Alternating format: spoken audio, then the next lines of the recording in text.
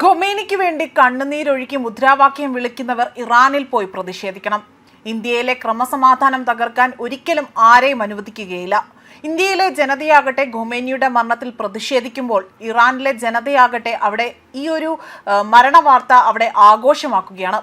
അദ്ദേഹം ഒരു നല്ല മനുഷ്യനായിരുന്നുവെങ്കിൽ ഇത് സംഭവിക്കുമോ എന്ന ചോദ്യമാണ് ഇവിടെ US സൈന്യത്തിലെ ഇന്ത്യൻ വംശജയായ ശില്പ ചൗധരി ചോദിക്കുന്നത്. ആഗോളതലത്തിൽ നടക്കുന്ന പ്രതിഷേധങ്ങൾക്കെതിരെ ശക്തമായ മറുപടി നൽകിക്കൊണ്ടായിരുന്നു അവർ രംഗത്ത് വന്നതും. ഇൻസ്റ്റഗ്രാമിൽ പങ്കുവച്ച പോസ്റ്റിലൂടെയാണ് അവർ ഇക്കാര്യങ്ങൾ വ്യക്തമാക്കുന്നത്.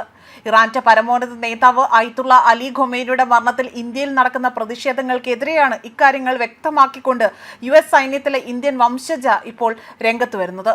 ഖൊമേനിയാകട്ടെ ഇസ്രായേൽ US ആക്രമണത്തിൽ കൊല്ലപ്പെട്ടതിന് പിന്നാലെ തന്നെ തന്റെ രാജ്യത്ത് നടക്കുന്ന പ്രതിഷേധങ്ങൾ ആഗോളതലത്തിൽ തന്നെ രാജ്യത്തിന്റെ പ്രതിച്ഛായയെ ബാധിക്കുമെന്ന് ഇൻസ്റ്റഗ്രാമിൽ പങ്കുവച്ച ഒരു വീഡിയോ, അതായത് അവർ പങ്കുവച്ച ഒരു പോസ്റ്റിലൂടെയാണ് ഇക്കാര്യങ്ങൾ വ്യക്തമാക്കുന്നത്. താനൊരു മുസ്ലിം വിരുദ്ധനല്ല, തന്റെ ഏറ്റവും അടുത്ത സുഹൃത്ത് മുസ്ലിമാണ്, ഭീകരവാദമാണ് തന്റെ ശത്രുവെന്നും ശില്പ പറയുന്നു. അതുമാത്രമല്ല, ഈ അനാവശ്യ പ്രതിഷേധത്തിലൂടെ തന്നെ ഇന്ത്യൻ ജനത ലോകത്തിന് മുന്നിൽ പരിഹാസ്യരാകുകയാണ് എന്നും ഇന്ത്യക്ക് അകത്തു നിന്ന് ഇത് മനസ്സിലാക്കാൻ കഴിയില്ല, എന്നാൽ ഇന്ത്യക്ക് പുറത്തുനിന്ന് ഇത് വ്യക്തമായി തന്നെ മനസ്സിലാക്കാൻ കഴിയും എന്നതാണ് അവർ വ്യക്തമാക്കിയിരിക്കുന്നത്. സ്വന്തം നാട്ടിലെ ക്രമസമാധാന പ്രശ്നം സൃഷ്ടിക്കുന്നതിലൂടെ തന്നെ എന്ത് നേടാൻ കഴിയുമെന്നും ഇന്ത്യൻ സർക്കാരിൽ നിന്നും എന്താണ് പ്രതീക്ഷിക്കുന്നതെന്നും ഈ പ്രതിഷേധകരോട് ശില്പ ചോദിക്കുകയാണ് ചെയ്തിരിക്കുന്നത്. ഇന്ത്യയിലെ ജനത ഖൊമേനിയുടെ മരണത്തിൽ പ്രതിഷേധിക്കുമ്പോൾ അവിടെ ഇറാനിലെ ജനത അത് ആഘോഷമാക്കുകയാണ്. അദ്ദേഹം ഒരു നല്ല മനുഷ്യനായിരുന്നുവെങ്കിൽ ഇത് സംഭവിക്കുമോ എന്നും അതുകൊണ്ട് തന്നെ കണ്ണു തുറന്നു നോക്കണം എന്നതാണ് ശില്പ ഇവിടെ വ്യക്തമാക്കുന്നത്. ലോകരാജ്യങ്ങൾക്കിടയിൽ ഏറെ ബഹുമാനിക്കപ്പെടുന്ന രാജ്യമാണ് ഇന്ത്യ. അതൊരിക്കലും നശിപ്പിക്കരുത്. ജീവിക്കുന്ന രാജ്യത്തെ സ്നേഹിക്കുക. നിങ്ങളുടെ മറ്റൊരു രാജ്യമാണ് അവിടെ സ്നേഹമെങ്കിൽ അവിടെ പോയി ജീവിക്കുക, അല്ലെങ്കിൽ മറ്റുള്ളവരെ കൊണ്ട് പറയിപ്പിക്കാതിരിക്കുക എന്നതാണ് ശില്പ പറയുന്നത്. ഇറാനെതിരെ ഇത്തരത്തിൽ ആക്രമണം ആരംഭിച്ച ആദ്യ ദിനം തന്നെയാണ് US ഇസ്രായേൽ പ്രഹരത്തിൽ അയത്തുള്ള അലി ഖൊമേനി കൊല്ലപ്പെട്ടത്. തുടർന്ന് നടന്ന പ്രത്യാക്രമണ നടപടി ഇന്ന് 8ാം ദിവസത്തിലേക്ക് കടന്നിരിക്കുകയുമാണ്.